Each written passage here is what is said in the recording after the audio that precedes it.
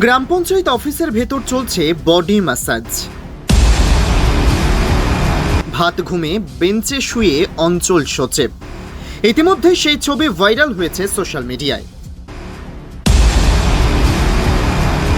এমনই ঘটনাটি ঘটেছে পশ্চিম মেদিনীপুর জেলার চন্দ্রকোনা 2 নম্বর ব্লকের বান্দিপুর 1 নম্বর গ্রাম পঞ্চায়েত অফিসের ভেতরে। গ্রাম পঞ্চায়েত অফিসের ভেতর চলছে বডি ম্যাসাজ। ভাত ঘুমে বেঞ্চে শুয়ে অঞ্চল সচিব। ইতিমধ্যে সেই ছবি ভাইরাল হয়েছে সোশ্যাল মিডিয়ায়। এমনই ঘটনাটি ঘটেছে পশ্চিম মেদিনীপুর জেলার চন্দ্রকোনা 2 নম্বর ব্লকের বান্দিপুর 1 নম্বর গ্রাম পঞ্চায়েত অফিসের ভেতরে। সোশ্যাল মিডিয়ায় ভাইরাল ছবিকে নিয়ে শুরু হয়েছে রাজনৈতিক চর্চা। সোশ্যাল মিডিয়ায় ভাইরাল হওয়া ছবিতে লক্ষ্য করা যাচ্ছে একজন যুবক পোশাকবিহীন অবস্থায় চেয়ারে বসে রয়েছেন হাত বাড়িয়ে। অপর ছবিতে লক্ষ্য করা যাচ্ছে একজন মহিলা রুমের ভেতরে বেঞ্চে শুয়ে রয়েছেন। যদিও এই বিষয়ে বেঞ্চে শুয়ে থাকা ভাইরাল ছবিতে থাকা পঞ্চায়েত সচিব লক্ষ্মী ঘোষ জানান, অফিসে আসার পর আমি অসুস্থ হয়ে পড়ি, খুব জ্বর ছিল, সেদিন আমি মাথা ঘুরিয়ে পড়ে যাই, সঙ্গে সঙ্গে আমার সদস্যরা আমাকে বেঞ্চে শুইয়ে দেয়। আমি এই পঞ্চায়েতের সচিব 23/8/2024 শুক্রবার অফিসে আসার পর আমি অসুস্থ হয়ে যাই। একজন বয়স্ক মহিলা, হাই প্রেশার, খুব জ্বর, সেদিন আমি মাথা ঘুরে পড়ে যাই। সঙ্গে সঙ্গে আমার সদস্যরা আমাকে ধরে বেঞ্চে শুয়ে দেয়। স্টাফেরা, সদস্যরা ওষুধ চিকিৎসার ব্যবস্থা শুরু করে। আমি এই অসুস্থতা থাকাকালীন মাথা ঘুরিয়ে বেঞ্চে কখন পড়ে গেছি, এটা আপনাদের বিবেচনাধীন। আমি আমার বক্তব্যটা বললাম। আপনার নাম? লক্ষ্মী ঘোষ। আপনি কি এই অঞ্চলের সচিব? হ্যাঁ, আমি এই অঞ্চলের সচিব। ভাইরাল ছবিতে থাকা যুবক অর্থাৎ অঞ্চল কর্মী সায়ন রায় বলেন, একটি বিষাক্ত পোকা আমাকে কামড়ে দেয়। বাইরে দাঁড়িয়ে থাকা এক বয়স্ক ব্যক্তি এসে আমাকে জামা খুলতে বলে। আমি জামা খুলি, পেছন থেকে সেই ছবি তুলে রাজনৈতিক রং লাগিয়ে এবং মিথ্যে প্রচার করছে। দেখুন, যেই ছবিটা একটা ছবি কদিন ধরে ভাইরাল হয়েছে, সেই ছবিটায় কোথাও দেখা যাচ্ছে না যে বডি ম্যাসাজ হচ্ছে। আমরা যারা সরকারি চাকরি করি, অফিসে মানুষ মাত্রই আমাদের শরীরে অসুবিধা হতেই পারে। আমরা এখানে কাজ করছি বলে এই নয় যে আমাদের কোনো শরীরে অসুবিধা হতে পারে না। সেদিন গত পরশুদিন তারিখটা ছিল, আর গত পরশুদিন তারিখটা ছিল আপনার 27 তারিখ।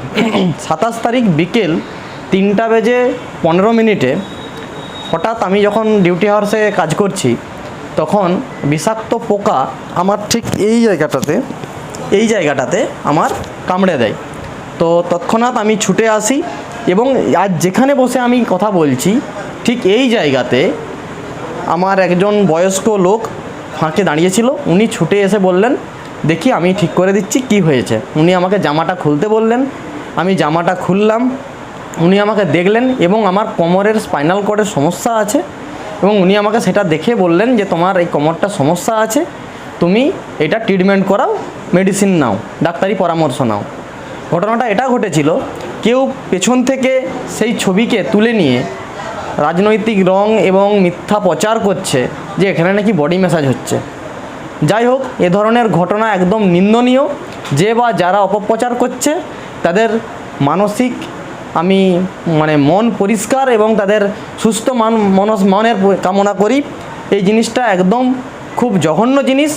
যারা পেছন থেকে চক্রান্ত করে এইসব ছবিকে ভাইরাল করে নেট দুনিয়ায় ভাইরাল করছে, আমি তাদের কাছে করজোড়ে অনুরোধ করব, সত্যতা যাচাই করে ছবি পোস্ট করুন। আমার নাম সায়ন রয়, আমি বান্দিপুর 1 গ্রাম পঞ্চায়েতের কর্মচারী। যদিও এই ঘটনায় বান্দিপুর 1 নম্বর গ্রাম পঞ্চায়েত প্রধান পিঙ্কি দলুই বলেন, আমি দেখেছি, তদন্ত করে স্টাফদের নিয়ে বসে বিষয়টি জেনে বলবো। হ্যাঁ, এটা আমি দেখেছি। আমি এইটার দিকে তদন্ত আগে করি। বিষয়টা না জানলে তো আমি এই মুহূর্তে বলতে পারছি না। বিষয়টা আগে জানি, জেনে আমি আপনাকে বলবো। আর আজকে আমার খুবই ব্যস্ততার মধ্যেই আজকে আমার কাটছে। আজকে আমার অডিট আছে, আজকাল 2 দিন অডিট থাকবে। আমি অডিট ফুরালে আমি আমার স্টাফের দিকে সব নিয়ে বসবো, বসে আলোচনা করি কি বিষয়টা হয়েছে, তারপরে আপনাদেরকে জানাচ্ছি। পিঙ্কি দোলে। ভাইরাল ছবি নিয়ে শুরু হয়েছে রাজনৈতিক চর্চা। এ বিষয়ে চন্দ্রকোনা 2 নম্বর ব্লক তৃণমূল সভাপতি হীরালাল ঘোষ বলেন, আমাদের কেউ লজ্জা লাগছে। এই অঞ্চলে প্রধান বা যারা অঞ্চল পরিচালনা করছে তাদের সঙ্গে দলের সম্পর্ক নেই। দলকে জানিয়েছি সমস্ত ঘটনা।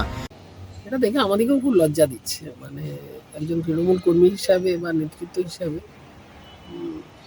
যেটা ভাবা যায়নি। এটা প্রত্যেকেই যখন দেখেছে বা মিডিয়াতে, আপনাদের মিডিয়া বা কাগজে দেখে সবাই খুব ছিছি করছে।